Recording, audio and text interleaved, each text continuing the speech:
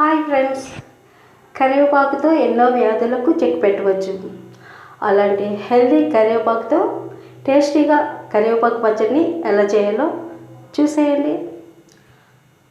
ముందుగా కరివేపాకుని బాగా కడిగి బట్టపైన చెమ్మ లేకుండా తుడుచుకుని ఇలా రెడీ చేసి పెట్టుకోవాలి.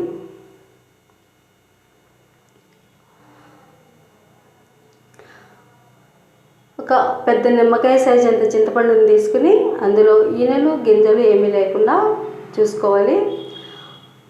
మరిగించిన వాటర్ని చింతపండులో ములిగేటట్లుగా వేసుకుని ఒక 10 నిమిషాలు పక్కన పెట్టుకోవాలి. ఇది పూర్తిగా మునిగేంత వరకు సెట్ చేసుకుని సైడ్కి పెట్టుకుని ఇప్పుడు కరివేపాకు క్వాంటిటీ ఎంత ఉందో చూద్దాం. కరివేపాకులో విటమిన్ ఏ, కాల్షియం, ఐరన్ పుష్కలంగా ఉంటాయి.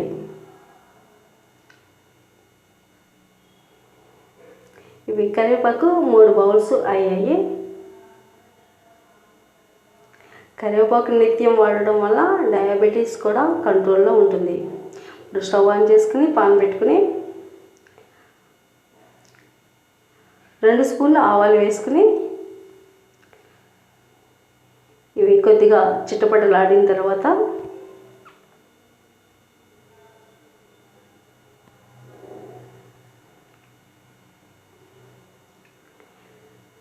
మెంతులు 1 స్పూన్ వేసుకుని కొంచెం బ్రౌన్ కలర్ వచ్చినంత వరకు వేయించుకోవాలి.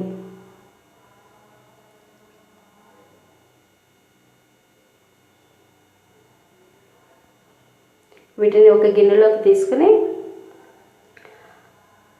2 స్పూన్ల ఆయిల్ వేసుకుని కరివేపాకు మొత్తం వేసుకుని నిదానంగా వేయించుకోవాలి. స్టవ్ను సిమ్లో పెట్టుకుని ఈ కరివేపాకు వేగడం కోసం 2 నిమిషాలు టైం పడుతుంది. క్రిస్పీగా వేగకూడదు, కొంచెం సాఫ్ట్గా అయితే సరిపోతుంది. క్రిస్పీగా వేగిస్తే పౌడర్ అయిపోతుందండి. ఇలా సాఫ్ట్గా ఉంటేనే పచ్చడికి వీలవుతుంది. ఇప్పుడు ఈ వేగిన కరివేపాకుని ఒక ప్లేట్లోకి తీసేసుకోవాలి. ఇప్పుడు అదే పాన్లో ఒక గరిట ఆయిల్ వేసుకుని ముందుగా నానబెట్టి ఉంచుకున్న చింతపండుని వాటర్తో సహా వేసుకుని ఉడికించుకోవాలి. వాటర్ అంతా అయిపోయినంత వరకు ఉడికించుకోవాలి.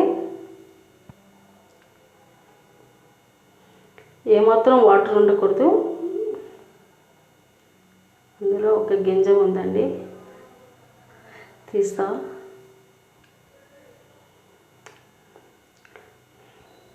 చూడండి, కరివేపాకు ఇలా సాఫ్ట్గా ఉంటేనే పచ్చడి బాగుంటుంది.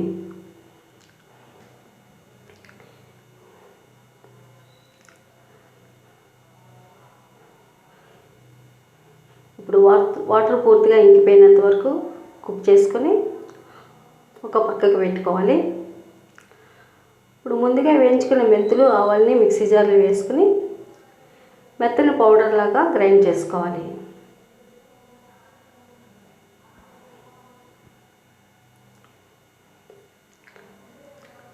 నెక్స్ట్ కరివేపాకు మొత్తం కూడా వేసేసుకుని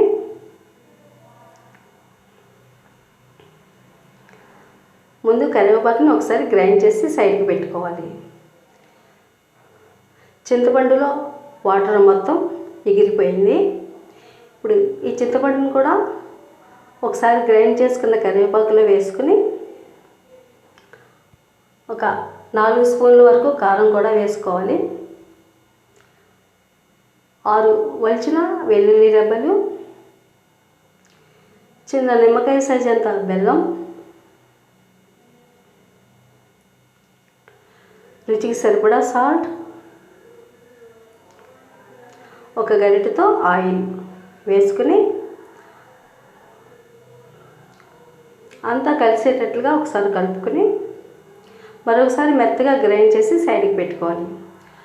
పాన్లో 4 గరిటెల ఆయిల్ వేసుకుని,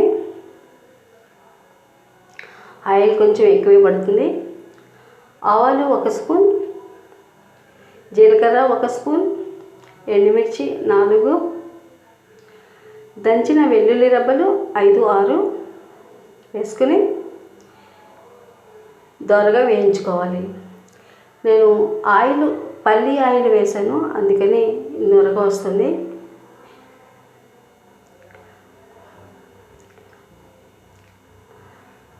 రెండు కరివేపాకు రెబ్బలను కూడా వేసుకుని వేయించుకోవాలి.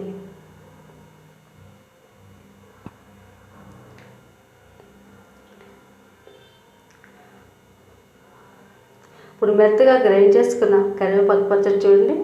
ఈ పచ్చడి 2 నెలల వరకు స్టోర్ చేసుకోవచ్చు బయట. అదే ఫ్రిడ్జ్లో అయితే 4 నెలల వరకు స్టోర్ చేసుకోవచ్చు. తగినంత పసుపు కూడా వేసుకుని పచ్చడిని పోపులో వేసేసుకోవాలి. ఆయిల్ అంతా కలిసేటట్లుగా కలుపుకోవాలి. బాగా గుమ్మగుమ్మలు ఆడిపోతుందండి వాసన. ఈ పచ్చడి పూర్తిగా కలిసిన తర్వాత ఒక గాజు సీసాలోకి స్టోర్ చేసుకుంటే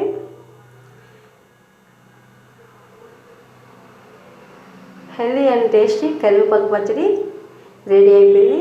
ఇది వేడి వేడి అన్నంలోకి కొంచెం నెయ్యి వేసుకుని తింటే సూపర్.